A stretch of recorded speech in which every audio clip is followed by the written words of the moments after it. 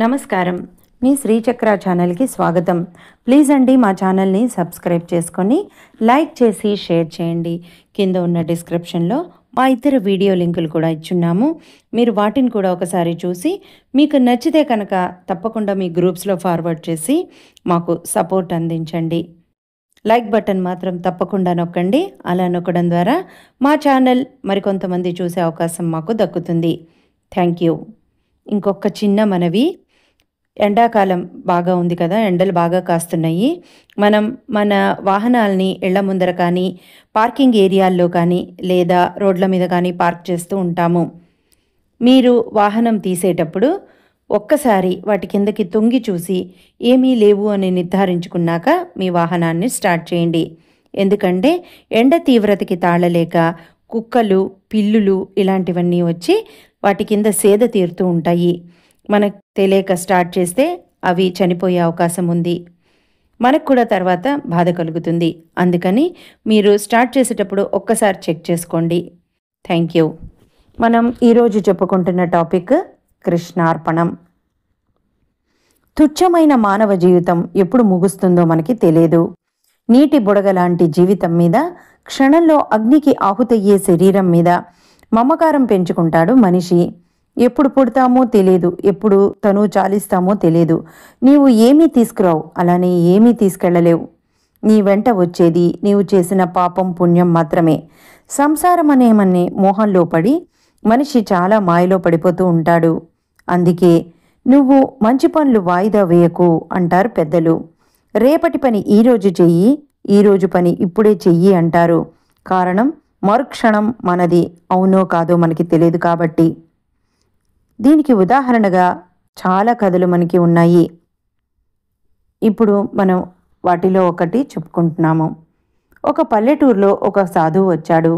ఆ సాధువు దర్శనానికి అందరూ వెళ్ళి ఆయన్ని చూసి ఆయన ఆశీర్వచనాలు పొంది వస్తున్నారు. అదే ఊరిలోని ఒక మహిళ పళ్ళు అమ్ముకుంటూ బ్రతుకుతోంది. ఆమె కూడా ఆ సాధువు గురించి విని ఆయన్ని చూడటానికని వచ్చింది. ఆ సాధువు ముందర కూర్చొని ఆమె బుట్టలోని పళ్ళు కొన్ని తీసి అక్కడ ఉంచి స్వామికి నమస్కరించి, స్వామి, నాకెవరూ లేరు, పేదరాల్ని, ఈ పళ్ళు అమ్ముకొని బతుకుతున్నాను. నాకు ఎవరైనా పూజలు చేసుకుంటుంటే అలా నేను చేసుకోవాలని అనిపిస్తూ ఉంటుంది. కానీ నాకు ఏ మంత్రాలు రావు, ఏ పూజలు రావు. స్వామిని ఎలా కొలుచుకోవాలో కూడా నాకు తెలియదు, చెప్పండి అని చెప్పి అడిగింది. దానికి ఆయన సంతోషించి నవ్వి, అమ్మ, నీవు నీ వృత్తి చేసుకుంటూ ధర్మంగా జీవించు, ఏ పూజలు నీకు అక్కర్లేదు. స్వామిని మనస్ఫూర్తిగా పిలిస్తే తప్పక నీ దగ్గరికి వస్తాడు. నీవు ఏ పని చేసినా, తిన్నా, తాగినా, పడుకున్నా కృష్ణార్పణం అని అనుకో, అంతే చాలు అని అన్నాడు. ఆ మహిళ సరేనని ఆ రోజు నుంచి తను ఏ పని చేసినా, తిన్నా, తాగినా, పడుకున్నా, తను ఏదన్నా కార్యక్రమం మొదలుపెట్టినా కృష్ణార్పణం అని అనుకుంటూ ఉండేది. అలా కొంతకాలం గడిచింది. ఒకరోజు ఒక దొంగ రాజుగారి ఉద్యానవనంలో జొరబడ్డాడు. తన మెడలోని హారము, చేతి కంకణాలు తీసి గట్టు మీద పెట్టి అక్కడ ఉన్న ఉద్యానవనంలో రాజు జలకాలాడసాగాడు. అది గమనించిన దొంగ అవి రెండూ తీసుకొని పరుగు తీశాడు.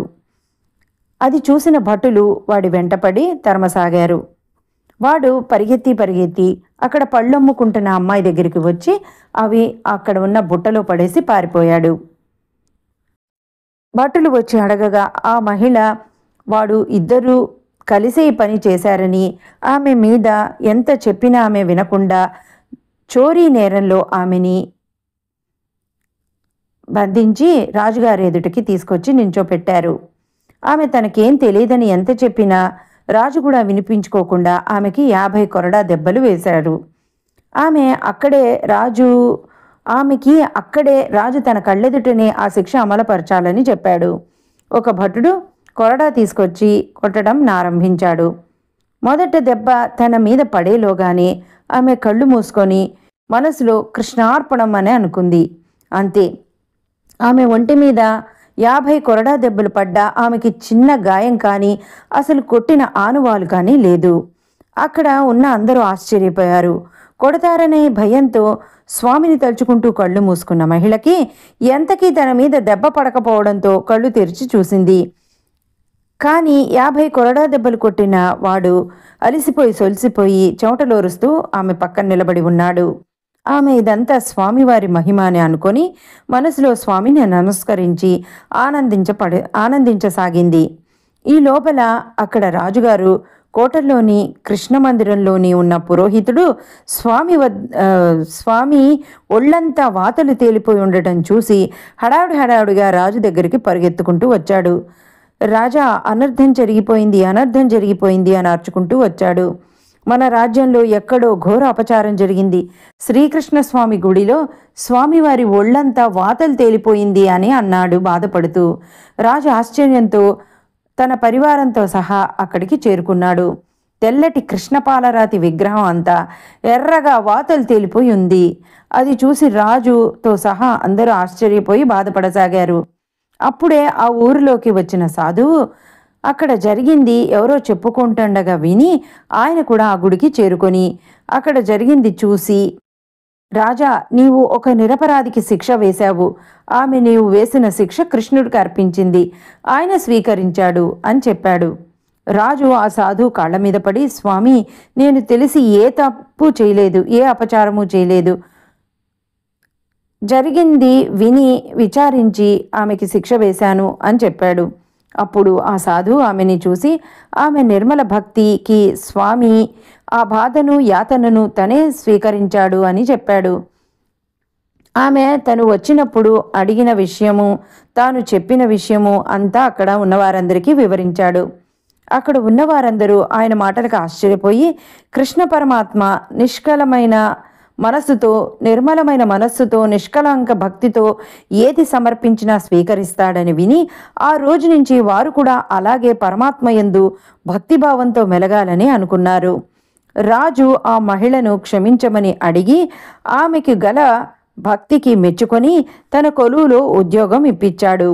ఆ తర్వాత స్వామి పాదాలు పట్టుకొని, క్షమించు తండ్రి, ఈ దాసుడి తప్పులను క్షమించు, ఈ అజ్ఞానాన్ని క్షమించు, నా అజ్ఞానాన్ని పోగొట్టి నాకు జ్ఞానాన్ని ప్రసాదించు స్వామి అని కృష్ణ పరమాత్మ కాళ్ళు పట్టుకొని సర్వం శ్రీకృష్ణార్పితం అని అన్నాడు.